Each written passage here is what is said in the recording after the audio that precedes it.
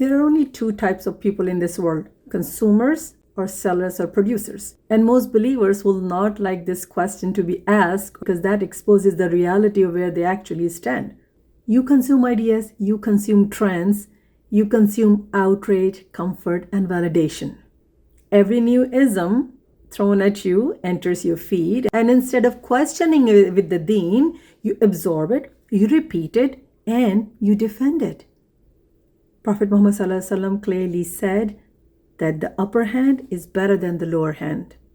Lower hand waits, follows, and lives off with other people's truth defined by them. Islam did not raise the lower hand. Taghut today does not need chains for us. It needs Muslims and believers who consume without thinking, obey the culture faster than Quran, and trade Allah's obedience for social acceptance. A believer is not neutral.